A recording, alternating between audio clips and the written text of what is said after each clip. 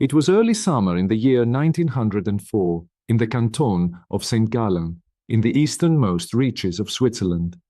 The trees of the Hagenbergwald forest stood thick and dark, their boughs still dripping from a violent thunderstorm that had swept through the region earlier that afternoon. The air carried the sharp smell of wet earth and pine resin, and the paths between the trees were soft with mud. It was, by all appearances, an ordinary summer evening in a country known for its ordered calm and its mountains and its quiet industry. The canton of St. Gallen, with its fine stone squares and its famous abbey district, its embroidery trade and its prosperous merchant class, was not a place accustomed to scandal of the kind that was coming. Along the cobbled streets of the old town, bar gas lamps would soon be lit against the gathering dusk. Church bells marked the hour with the patient regularity of a world that believed in structure, propriety, and the certainty of things. It was into this world that a young seamstress named Frieda Keller had been born, had struggled, had suffered, and had, on that summer evening, become the subject of a discovery that would shake the entirety of Switzerland. The body in the Hagenbuchwald was that of a child.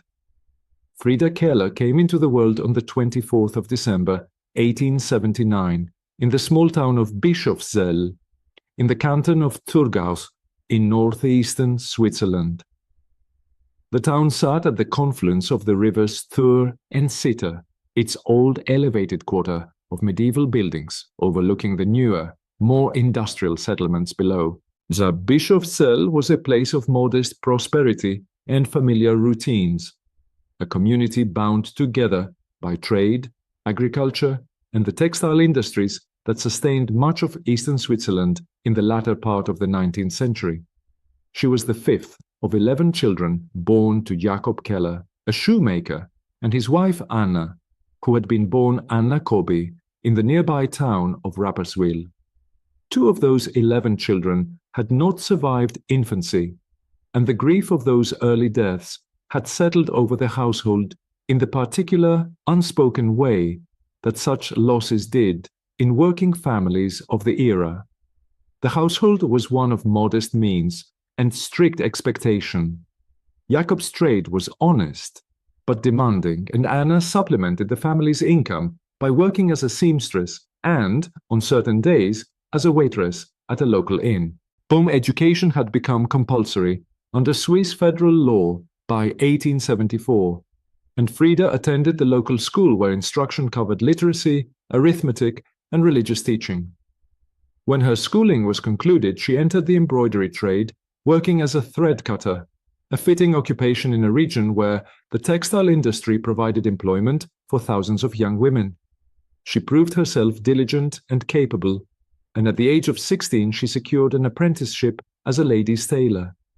Her employer, at the time, would later describe her as a conscientious and well-regarded pupil who gave no cause for concern. When the apprenticeship was complete, Freda returned home for a period to assist her mother and to learn the domestic skills she believed would serve her well as a wife and mother in time. She was, by all accounts, a young woman of industry and quiet ambition, careful with her work, attentive to her duties. She wished for a settled life, for security, for the kind of respectable future that was considered the proper expectation of a young woman of her class and time. It was in pursuit of exactly that ordinary life that she came to work on a part-time basis at the local inn in Bischofszell.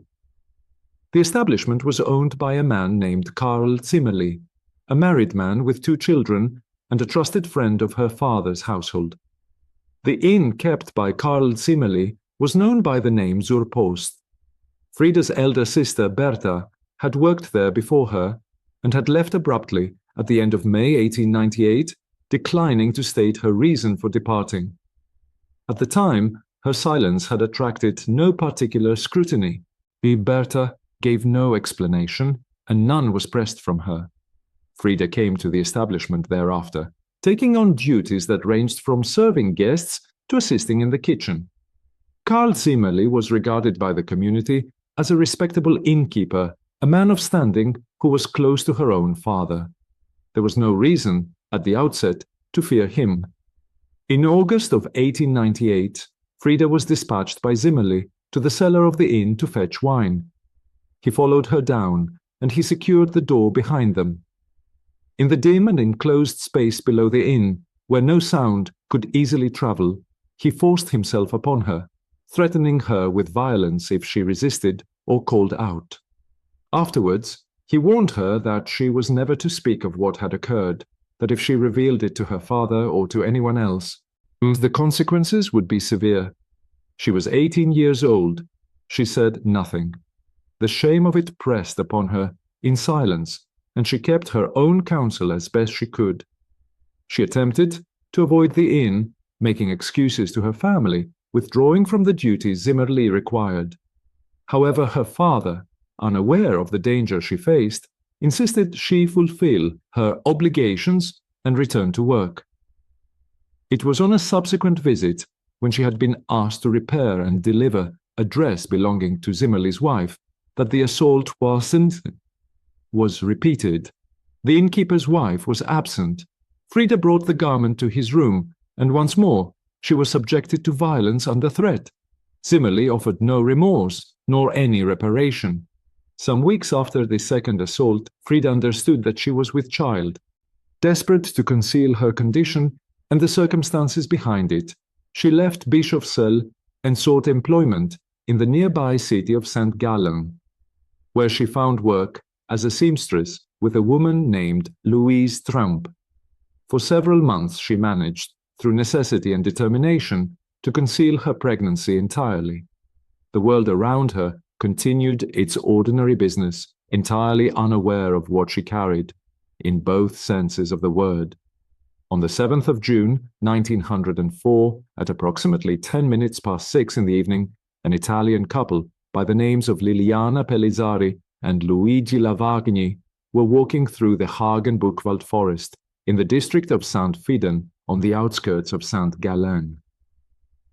The thunderstorm that had passed through earlier that day had disturbed the forest floor, lifting leaf and soil from places that had not been disturbed in some time. As the couple made their way along the path, they observed something partly visible in the undergrowth, a small figure, clothed, the head exposed above the disturbed earth, the neck and lower body still partially covered by mud and foliage. They understood at once what they were looking at. The police were summoned without delay. Officers arriving at the scene found the body of a child, a boy, who appeared to be between 5 and 8 years of age. He was clothed.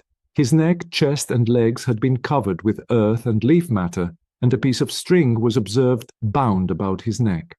The body was in an advanced state of decomposition. The coroner, examining the remains, estimated that the child had been dead for no fewer than 6 weeks, and possibly as many as 8. The violent thunderstorm earlier that day was believed to have disturbed the shallow grave and brought the remains to the surface. Identification proved difficult.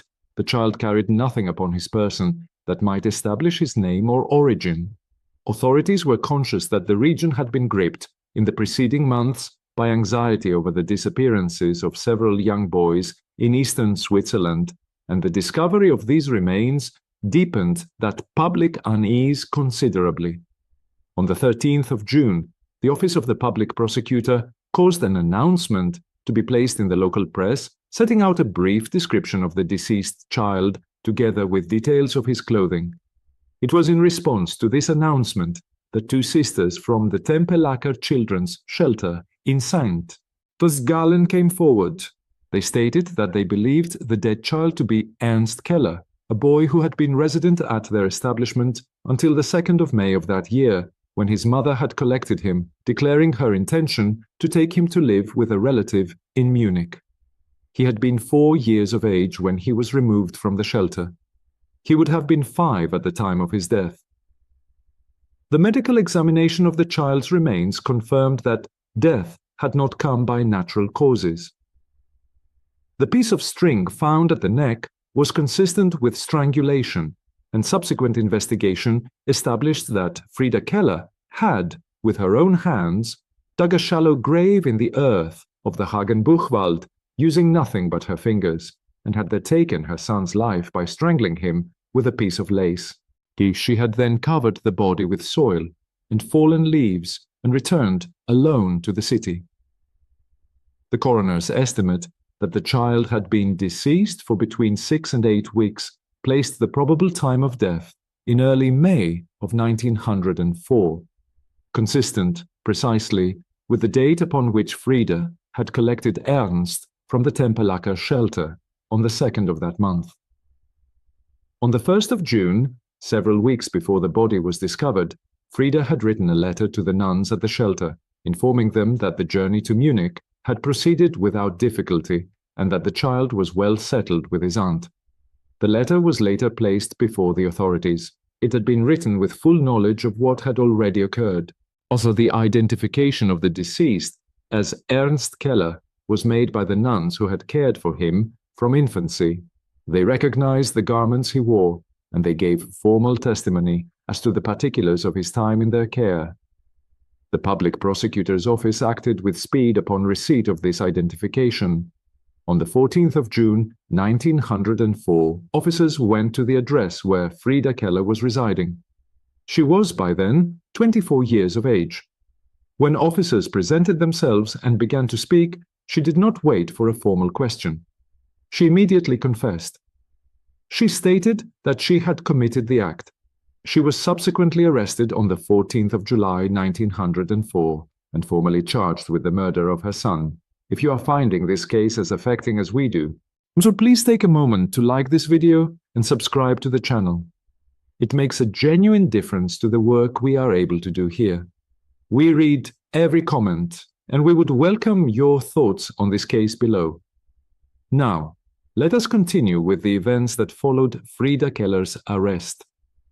Frieda Keller made no attempt to deny what she had done. When questioned by investigators, she spoke of desperation, of shame and isolation, and a fear that her secret, once fully exposed, would destroy whatever remained of the life she had tried to build.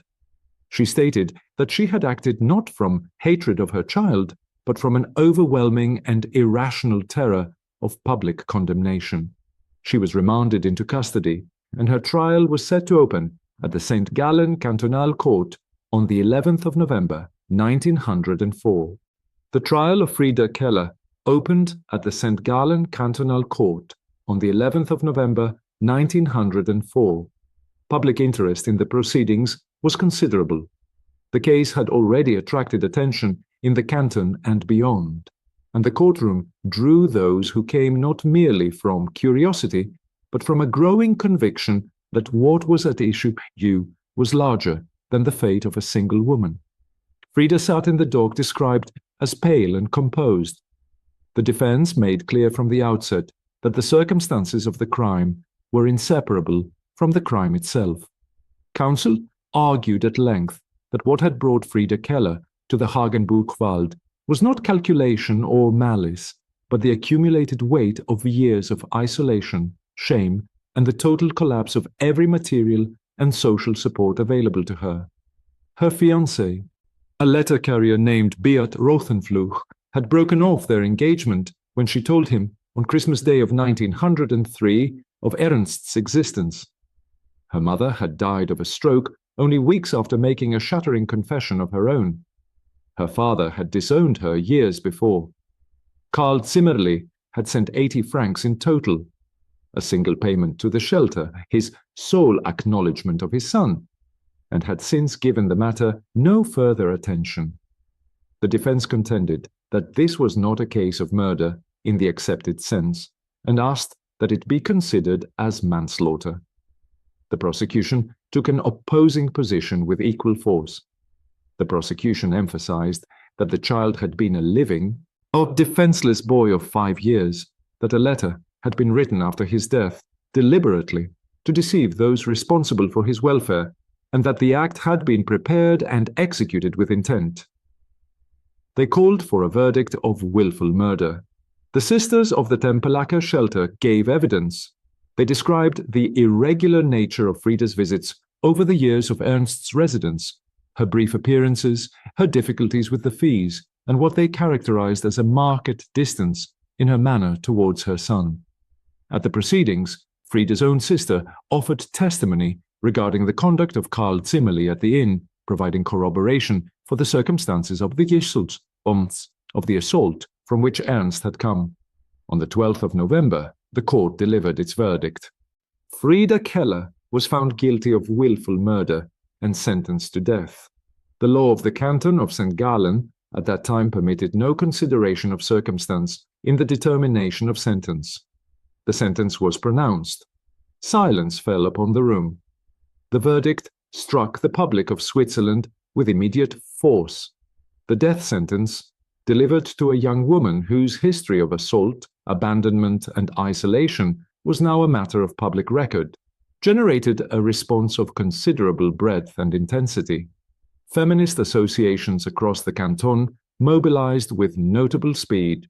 Women's organizations that had been working in that era toward reform of the legal codes that governed the lives of women in Switzerland saw in the case of Frieda Keller a crystallization of everything they had long argued, that the law was constructed by men and in the interests of men, that it punished those it was supposed to protect, and that the man most directly responsible for the chain of events that had led to that cantonal court, Karl Zimmerli, who had never faced any legal consequence whatsoever for the repeated assaults he had committed, because Swiss law at that time did not permit the prosecution of a married man for the rape of a woman, would continue in his life undisturbed and unpunished.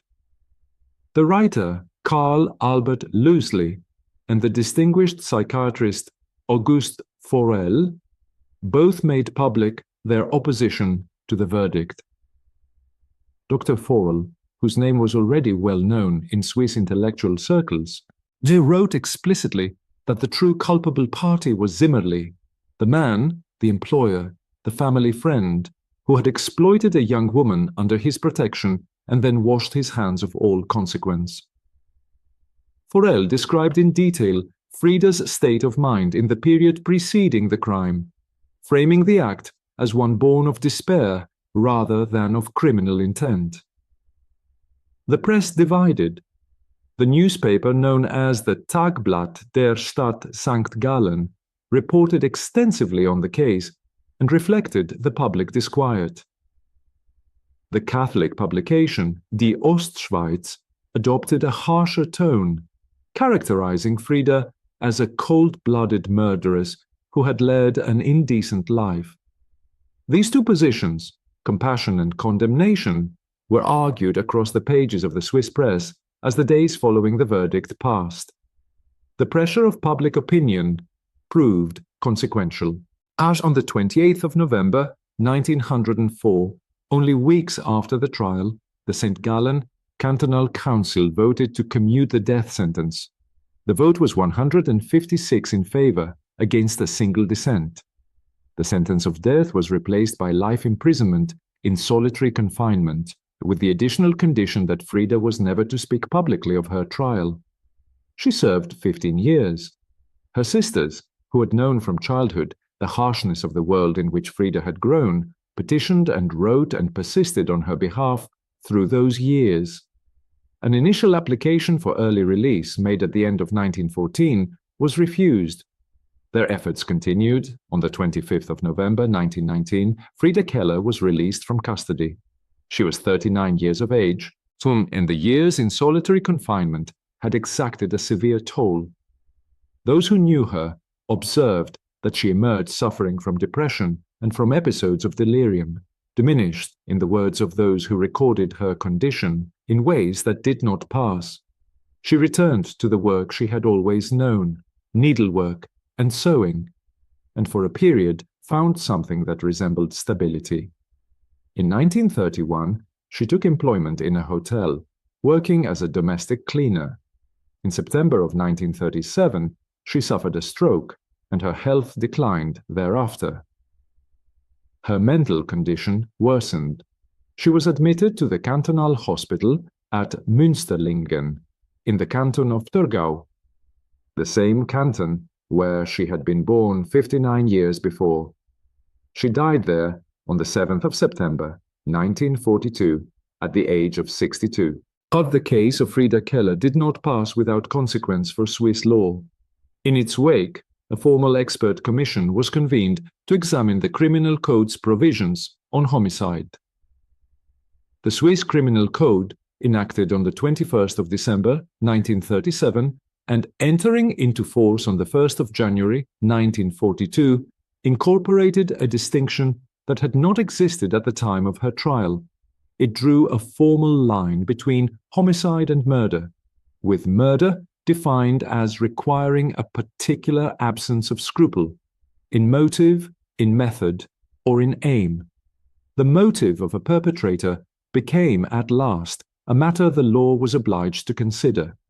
The record of her trial remains in the archives of St. Gallen, along with a letter she wrote to the Sisters of the Tempelacca Shelter on the 1st of June, 1904, a letter composed to deceive, written by a woman who was already beyond the reach of the life she had tried so desperately to preserve. The forests near Tablat still stand.